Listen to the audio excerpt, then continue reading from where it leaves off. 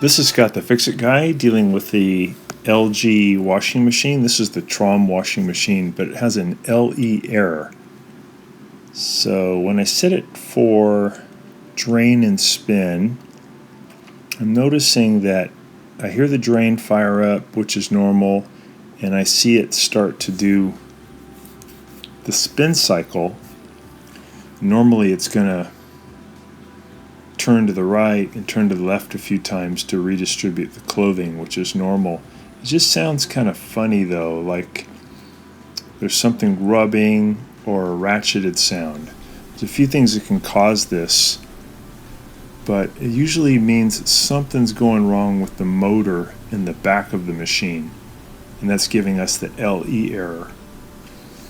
So there's a couple things back there that could do that. One is a thing called the Hall sensor, which helps it sense the movement of the motor, may be loose or defective. And also it could be that the little nut that holds the rotor arm to the back of the washing machine might be a bit loose. The most common one though is that the plastic splines that are part of the rotor have gotten stripped due to the machine being asked to wash something that's too heavy, like a bunch of bathroom mats or a bunch of blankets, and probably going to end up having to replace the rotor because the plastic splines are probably split up. So this is still going through the early phase where it's just going back and forth, and again it's making a ratcheted type noise, which it shouldn't.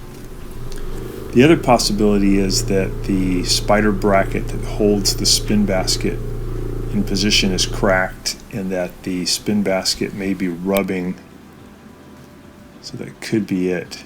But when the machine's having trouble, it'll show you an LE error and it'll beep a few times. So here comes the LE error.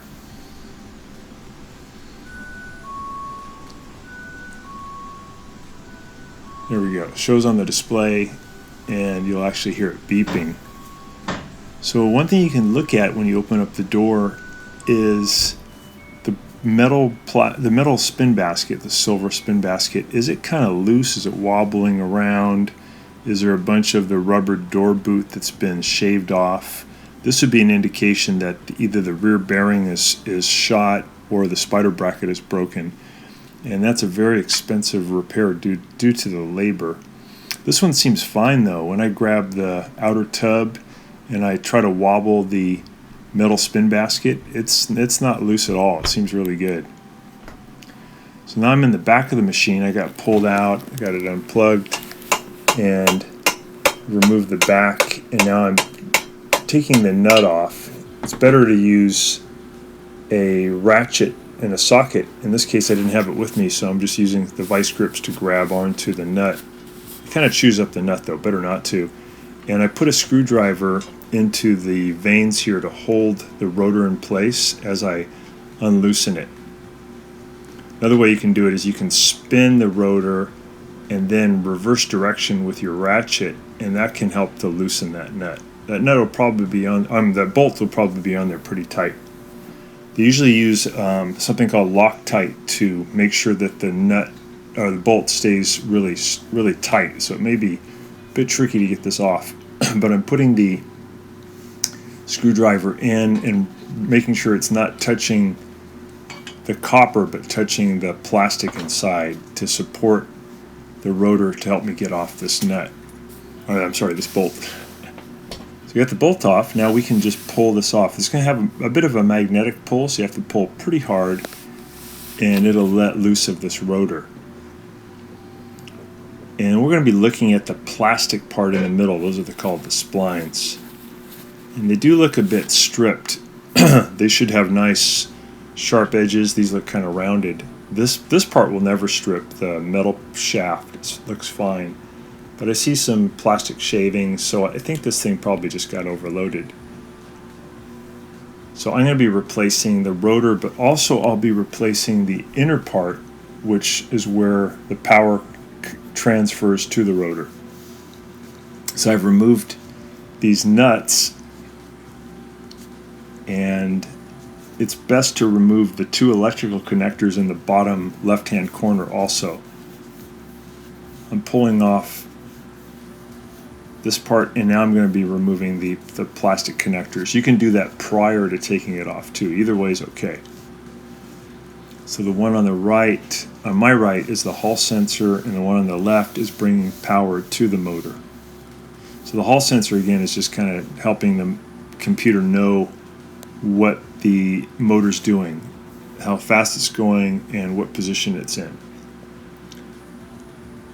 So sometimes those can get kind of loose, the hall sensor, and it may be a matter of just pushing it back into place will fix it. So I've removed the old one. I'm just checking it out to see if it's warped or if there's any obvious damage, because I heard something rubbing. Here's the new one, and I'm just going to plug this thing in to the hall sensor and to the power connector. It's all modular, so you just push it real hard so you have a good strong connection.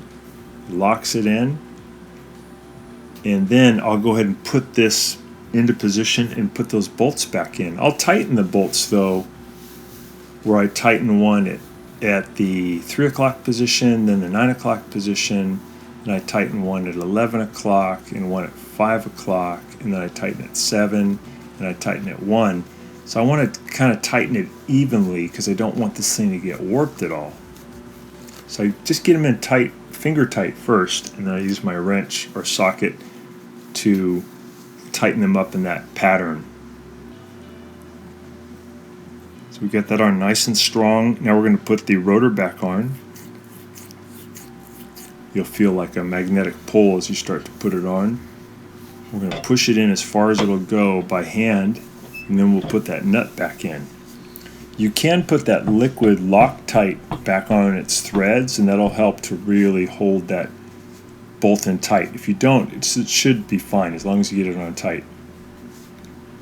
So we're getting the bolt in finger tight, and then we'll use our wrench to really get it in there strong. And I didn't have my socket with me, so I'm just using the vice grips to get it in a little tighter, and then I'll use the screwdriver to secure it and really get it in tight. Now I'm in the test mode. I'm just seeing if it's doing better, and it's spinning really good now. It's getting up to full speed. It's not making that rubbing sound. So we know that that did cure the problem. And these parts are not super expensive. This is a pretty easy procedure, and this will get your machine going again. You do want to avoid those heavy items though, like blankets and bathroom mats, because they'll tend to either strip out those splines in the back, or they'll ruin your spider bracket, or they'll ruin your rear bearing. Hopefully that's been helpful to you and you get your machine going too. Thanks so much for watching, and please subscribe when you get a chance. Thanks again.